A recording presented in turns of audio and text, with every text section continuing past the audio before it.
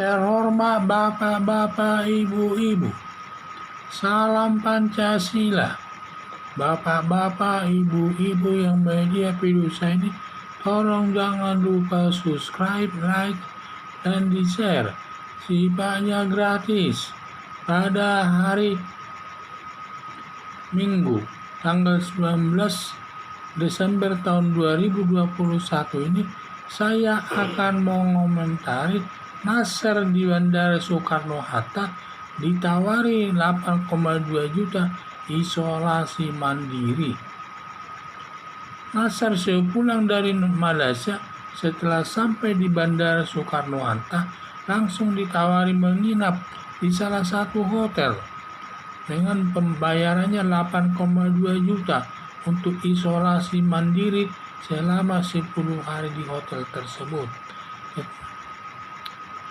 Dan diduga 8,2 juta tersebut adalah cukup besar, sehingga saudara Nasser menawar 200.000 satu malam. Tidak mau petugas bandara, langsung dibawa ke tempat yang disediakan isolasi mandiri. Diduga petugas di bandara sudah menaikkan harganya 2 kali lipat, dan sebagian untuk hotel dan sebagian untuk petugas bandara. Menurut ketentuan, sebenarnya ada ditaruh di setiap bandara daftar hotel lengkap nomor teleponnya, dapat langsung memesan baik dari Bandara Soekarno-Hatta, baik dari bandara di luar negeri asal pemberangkatannya ke Jakarta. Tetapi tidak ada diumumkan atau tidak sengaja tidak diumumkan, disebutkan agar para penumpang dari luar negeri tidak tahu dan terpaksa menggunakan jasa petugas bandara. Perbuatan petugas bandara merupakan perbuatan korupsi yang tidak merugikan keuangan negara dan melanggar pasal 5, pasal 11, dan pasal 12 ayat 1 dan 2 Undang-Undang Nomor 20 Tahun 2021 tentang pemberantasan tindak pidana korupsi. Ancaman hukum untuk pasal 5, ancaman hukumannya itu selama 5 tahun, dan penerima uang dan pemberi sama-sama dihukum. Sedangkan pasal 11 ancaman hukumannya adalah 5 tahun, dan yang dihukum di sini hanya petugas Bandara Soekarno-Hatta.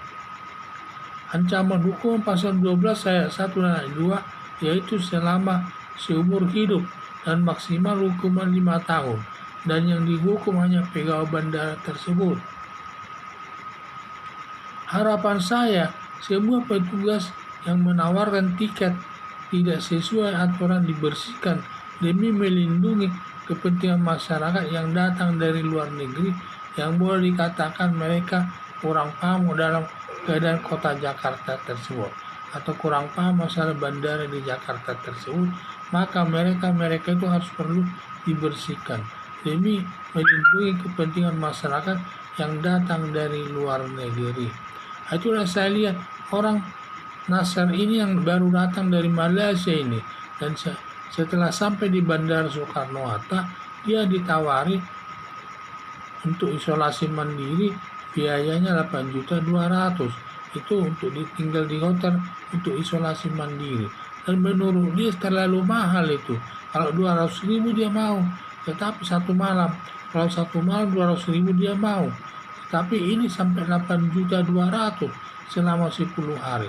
Itu terlalu tinggi itu biaya tersebut dibuatnya, sehingga ada dugaan bahwa petugas daripada bandara ini sengaja menaikkan harganya tersebut, di mana separuh untuk mereka dan separuh mungkin untuk petugas untuk hotel tersebut.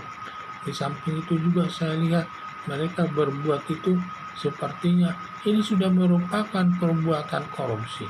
Dia menaikkan harga tersebut merupakan perbuatan korupsi, karena pegawai bandara itu biasanya berstatus pegawai negeri, sehingga dia mengambil uang itu lewat masyarakat umum dengan sesuai harga yang sudah ditentukannya. Padahal sebenarnya ketentuannya di bandara itu harus ada nomor-nomor telepon daripada yang bisa hotel-hotel nomor hotel yang bisa dipesan no hotelnya. Ya baik di, di di luar negeri juga dia terbang dari luar negeri ke Indonesia ada juga, dan juga bisa dipesan dari luar negeri. Tetapi semua ini sengaja tidak dibuat agar para penumpang dari luar negeri tidak tahu situasinya, sehingga mereka terpaksa mendatangi petugas itu. Akhirnya petugas pun memberikan harga yang terlalu jauh, yaitu 8.200.000 untuk isolasi mandiri selama 10 hari.